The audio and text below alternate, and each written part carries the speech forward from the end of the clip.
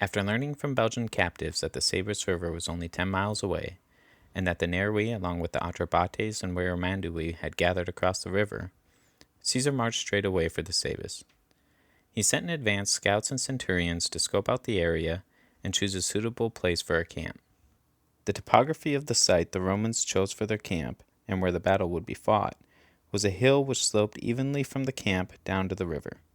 On the other side was a hill with the same kind of slope rising up from the river.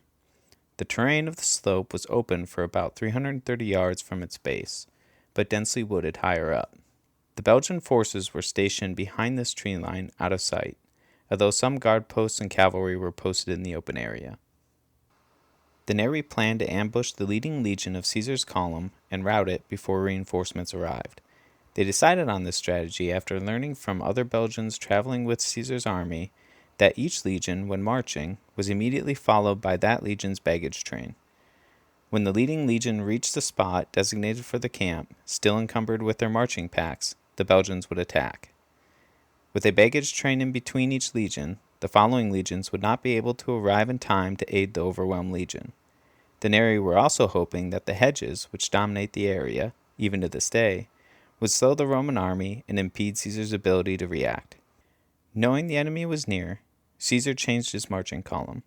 Instead of each legion being immediately followed by its baggage, Caesar marched 6 legions, unencumbered and ready to fight.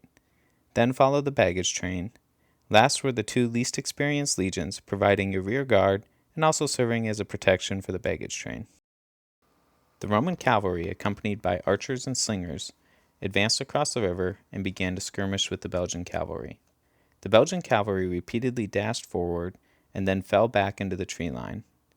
Not knowing what may lie in wait for them in the forest, the Roman cavalry did not give chase past the open area. Meanwhile, the 6 unencumbered legions began to measure out, collect supplies, and build the camp. When the head of the baggage train finally came into view, the Belgians launched their attack. Sweeping down out of the woods, the Belgians easily pushed aside the Roman cavalry. Quickly crossing the river, the Belgians ran up the hill towards the Roman camp.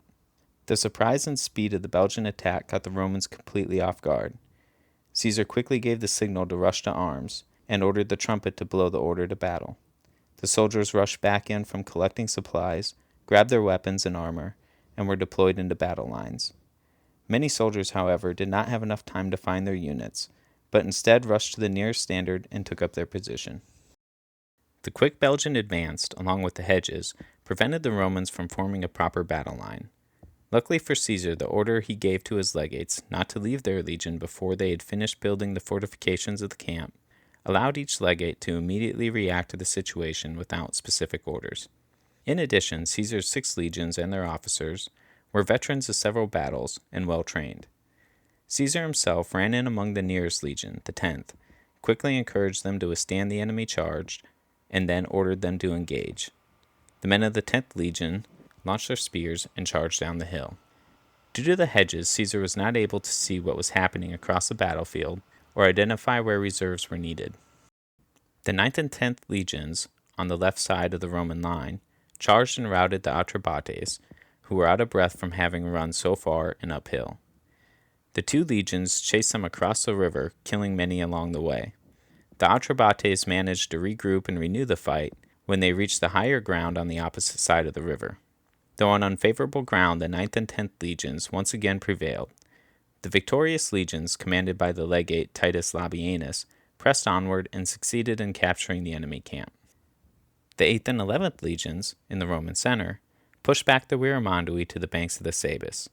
This, however, left the Roman camp unprotected, since the only 2 legions who were still on top of the hill where the Roman camp was were the 7th and the 12th, both badly outnumbered. A dense formation of the Nervi, led by their commander, took advantage of this and maneuvered around the right of the 7th Legion. He then split his forces into 2 groups. One group continued on and captured the Roman camp, driving off anyone who opposed them, and the other group attacked the legions from their open flank. Due to the hedges, Caesar was not able to see what was happening across the battlefield, or identify where reserves were needed. Caesar was forced to move from the left wing to the right in order to evaluate the situation. He found the 7th and 12th legions already heavily engaged and suffering terribly, being only half equipped due to the speed of the Belgian attack. The standards and soldiers of the 12th Legion were crammed so close together that the soldiers were not able to fight freely. The 4th cohort had lost all its centurions, the standard bearer had been killed, and the standard lost. In addition, almost all the other centurions of the 12th Legion had either been killed or wounded. The senior centurion, Publius Sextius Baculus, was himself so badly wounded that he could no longer stand. With the battle on a knife's edge, and no relief to send in, Caesar himself grabbed a shield and went to the front line.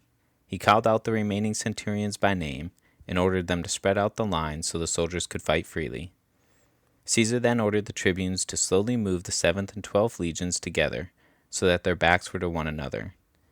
This move allowed the two legions to continue fighting, even though nearly being surrounded.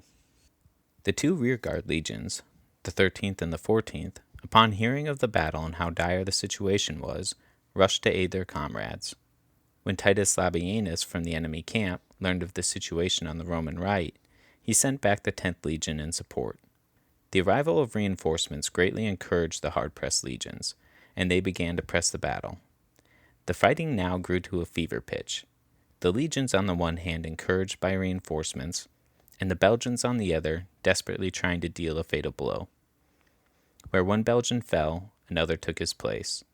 When he too fell, another stood on top of his body. In this way, the brave Neri were overwhelmed and defeated by the reinforced legions. The pictures used in this video were taken from livius.org and can be found at the following website. This video is almost exclusively based on the maps and translation of the landmark Julius Caesar.